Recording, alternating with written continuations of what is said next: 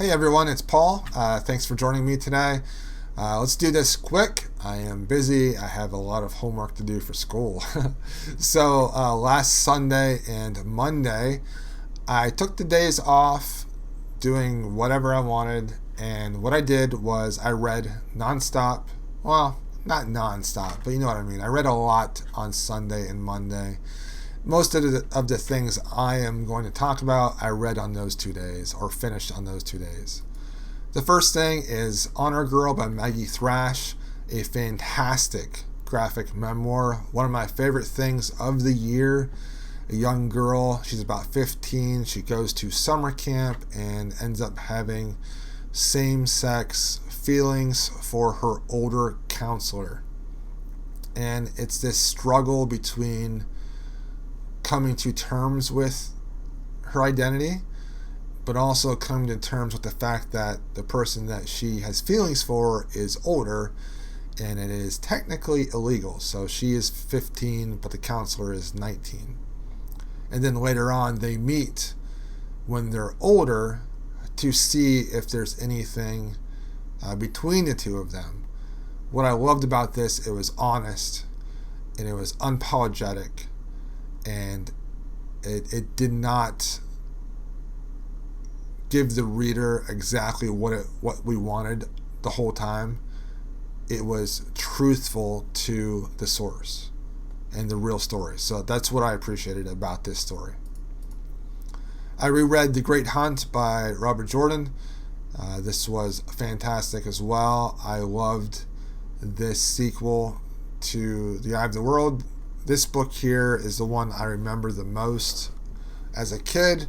In fact, I would say The Eye of the World and The Great Hunt in my mind for so many years was like one big book.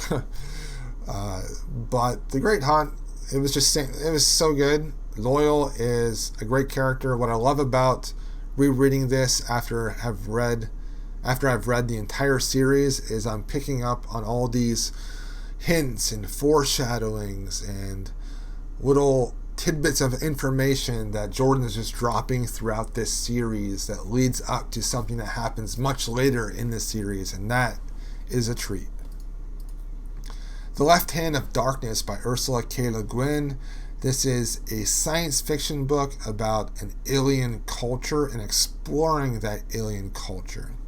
Those type of sci-fi books aren't really my thing. I usually am more plot focused and more character focused with my reading. So that is why I didn't love this. I did like it, but it's not something that I would put up there with one of my favorite books, even though it is written extremely well.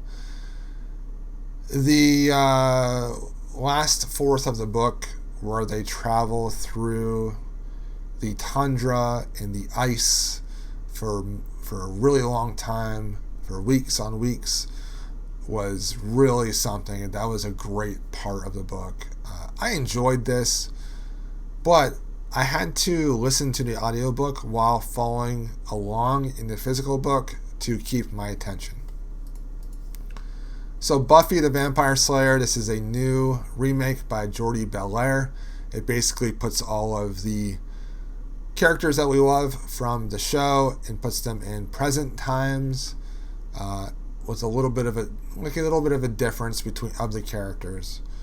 And I had a lot of fun reading this. Xander's character, I don't like it. Honestly, I think Xander gets a bad rep with the show, and now with this, he's just a young individual, and he is learning how to deal with his emotions towards women and how to communicate and relate to women. And honestly, I just don't think that we're very patient enough with Xander. In this one, though, he is even more so on that like incel type of thinking almost. He's a little emo, and I don't know, I think Belair kind of went overkill with him, but I loved Drusilla in this, and Spike. Willow, Giles. Cordelia is this like really nice girl, but she uses her nice girl to be popular. It's very 2019, very like micro or passive aggressive type stuff. It is good. I'm going to read the second volume pretty soon, I think. And then I read a volume of Scott Snyder's and Greg Capullo's Batman. This is a new origin story. Batman.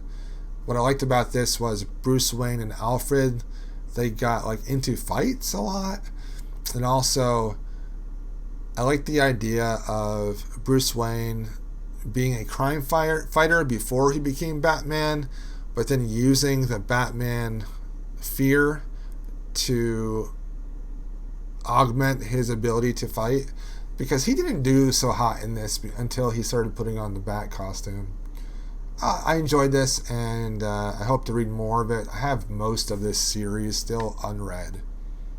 And then throughout the week, I read The Obstacle is the Way by Ryan Holiday. This is the last Stoicism type book of Ryan Holiday's that I haven't read yet, and this was his first book, and it was his weakest book. And it's about how we can go through trials and obstacles and get through them, how to endure them, how to have the correct attitude through these obstacles in order to be a better person on the other side. And I love Ryan Holiday. I love his books. This was good, but not as good as Stillness is the Way or Ego is the Enemy. So that's it for me. This coming week, I do have a lot of things to do for school, so I don't really expect to read a whole lot this coming week. But I would like to read some more comics and possibly some short stories. So I will talk to you all next week. Have a great one.